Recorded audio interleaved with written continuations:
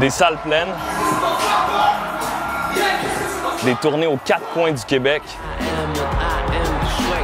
des rappers sur les plus grosses scènes, les plus gros festivals québécois,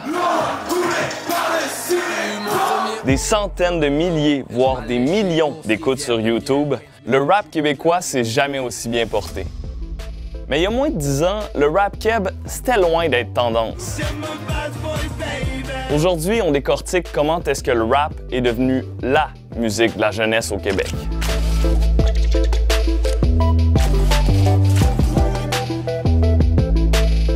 Ça, c'est l'album Dubmatique par Dubmatique. C'est la première cassette que j'ai achetée avec mon argent de poche. C'était en 98, j'avais 13 ans. La crainte d'être envahi par ses peurs. Depuis ce temps-là, j'ai écouté une quantité incalculable de rap québécois, en me sentant toujours un peu comme une bébête à part, jusqu'à tout récemment. Pour comprendre le hype des dernières années, j'ai voulu retourner à la source pour retracer l'histoire du rap au Québec. Ce qu'on entend souvent, c'est que les premiers raps ont été composés par Lucien Francoeur ou Rock et Belles Oreilles. Un ange gardien me tend la main. Et qu'il a fallu attendre le début des années 90 pour avoir des vrais rappeurs québécois, notamment le mouvement rap francophone. Mais ça s'est pas passé exactement comme ça. Non, c'est pas ça pantoute. Lui, c'est Félix B. Desfossés, un journaliste spécialisé en histoire de la musique québécoise. Pour trouver les racines du rap au Québec, il faut vraiment retourner à la fin des années 70, au moment où il y a plusieurs jeunes Montréalais, souvent afro-québécois, qui ont des liens avec Brooklyn. Ils vont ramener la technique de cut and scratch, une technique de DJ. Il y a d'autres jeunes qui, eux, vont s'essayer à rhymer au microphone. Et dès le début des années 80, on peut constater qu'il y a déjà plusieurs rappers à Montréal. Les femmes sont très présentes dans les débuts du rap keb, ce qui est assez étonnant, considérant l'état actuel de la scène. Tu sais, quand il y a des chroniqueurs qui se sont fâchés il y a 2 ans à cause du franglais. En 1984, Blondie B mélangeait déjà l'anglais, le français et le russe. Yo, c'est maintenant que tout le monde doit m'écouter parce que je suis blanc et je peux rapper. En fait, le rap a beau exister depuis plus de 30 ans au Québec, ça a longtemps été considéré comme un phénomène marginal. La musique qui joue, là, qui soigne un petit peu avec les noirs, là. Encore aujourd'hui, c'est une musique qui est mal comprise par plusieurs. Des belles paroles. Écoute ça.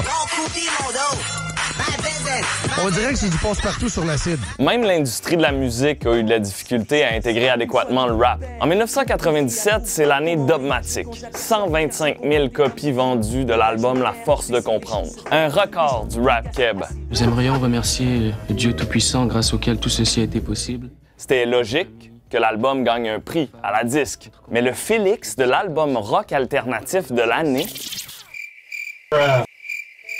Il n'y avait juste pas de catégorie hip-hop. L'année suivante, la disque a créé la catégorie hip-hop techno. Et c'est Carole Laure qui a gagné le Félix. Pas exactement une rappeuse. Bref, le monde du rap en voulait à la disque. Puis en 2002, ça a éclaté. Attention, oui, bonjour. 8-3. Qu'est-ce que c'est? On veut juste ça va prendre 40 secondes. Le hip-hop au Québec, c'est plus que 16% des ventes totales de HMV. On est ici parce qu'on n'a aucun support médiatique, à part Musique Plus. Il n'y a aucune radio qui supporte le hip-hop.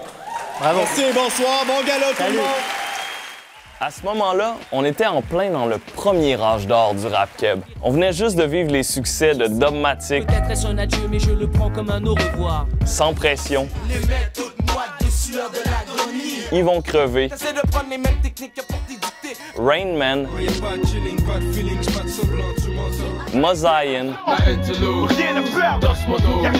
Certains pensaient que le rap avait fait sa place pour de bon, mais ça aurait été trop simple. Certaines majors comme BMG, mais surtout des étiquettes locales qui avaient investi de l'argent dans le hip-hop québécois, se sont peut-être rendus compte que les chiffres n'étaient pas aussi rentables du point de vue des ventes. Ces étiquettes-là se sont retirées, ce qui fait que pendant une décennie ou presque, la décennie 2000, l'industrie hip-hop s'est vraiment refermée sur elle-même. Et là, le rap est retombé dans un certain anonymat. On a commencé à faire ça, à faire un stage dédié au hip-hop il y a à peu près 15 ans. Pendant des années,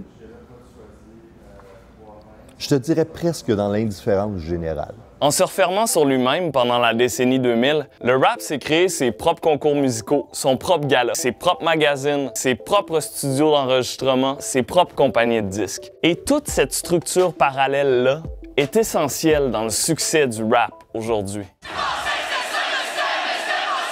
Il y a d'autres événements qui ont été marquants dans le retour en force du rap. En 2009, c'est le début des Word Up Battles. Word Up! Word Up! La toute première ligue francophone de combat de mots a cappella au monde. Ferme tes lèvres! Quand t'auras une voix de gars, ramène tes fesses, parce que là, t'es comme Varda avec des dreads. Les Word Up ont été importants dans l'esprit de corps de la scène hip-hop. C'est là, par exemple, que Dead Obies est né. Tu veux savoir comment je fais pour être dope de même? Musicalement, le rap est rentré dans une nouvelle ère en 2010. Avec 4,99, À la Claire Ensemble propose des beats novateurs, des textes décomplexés et surtout une manière de distribuer la musique gratuitement sur Internet. Plus besoin de compagnie de disques, plus besoin de distributeurs. Le rap est disponible à qui veut l'entendre. Dead Obies et Loud Larry et Just enchaînent avec des projets de qualité sonore internationale.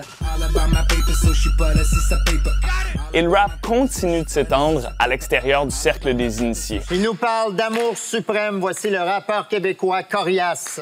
Rajoute à ça Corias, un des premiers rappeurs à s'imposer comme personnage public. Et petit à petit, le rap s'invite sur les plus grands plateaux. C'est tous des noms qui sont devenus assez communs. Mais en même temps, en dessous de ça, il y a un monde, mais vraiment un monde impressionnant. Il y a des rappers qui connaissent un succès énorme en étant presque complètement ignorés des médias traditionnels. Le passé remonte, le temps de jouer le pote. Une bonne chance qu'il meurt. Soulja, un gars de Limoilou, compte 7 vidéoclips qui ont été visionnés plus d'1 million de fois chacun sur YouTube. Alex Nevsky, que tout le Québec connaît, a un seul vidéoclip qui a franchi le million de visionnements. Quand des artistes remplissent le Club Soda à répétition, réussissent à remplir le Métropolis, on parle d'un phénomène de masse. Là. Le rap est une des musiques québécoises les plus écoutées des 18-24 ans. En fait, la disque va même jusqu'à dire qu'il s'agit du genre musical préféré des jeunes. Et pourtant... Il n'y a pas une toune de rap qui joue à radio. Au Québec, on est un peu en retard là-dessus. Le Rap Keb va avoir une bonne tribune le 29 octobre prochain. Pour la première fois depuis 1999, le prix de l'album hip-hop de l'année va être remis dans le gala principal de la disque le dimanche soir. La porte, elle s'ouvre, il reste à la défoncer puis prendre notre place. Puis À la Claire Ensemble a plus de nominations que Céline Dion. C'est bon d'être dans la même phrase, dans le sens du nombre de nominations, mais il faut aussi que le nombre de dollars commence à ressembler plus à Céline. Le Rap Keb continue son expansion. Certains le voient même percer en France ou aux États-Unis. Même au Québec, il y a des frontières qui restent à être franchies. Est-ce qu'un jour, il y a un rappeur à l'image moins propre qu'un Corias, par exemple, qui sera en mesure de rejoindre le grand public? Tu peux pas rapper le beau soleil dans un champ si t'as jamais été dans un champ de ta vie, si tu connais juste le bloc. Et le Rap Keb lui-même doit se questionner. Pourquoi est-ce qu'il y a aussi peu de femmes sur scène? Il y a un problème de visibilité, clairement. C'est toutes des thématiques qu'on va explorer dans les prochains jours à RAD. D'ailleurs, pour pas manquer nos prochains contenus sur le Rap Keb, il faut nous suivre sur Facebook et s'abonner à notre chaîne YouTube, idéalement. Puis Instagram, Snapchat, and all that jazz.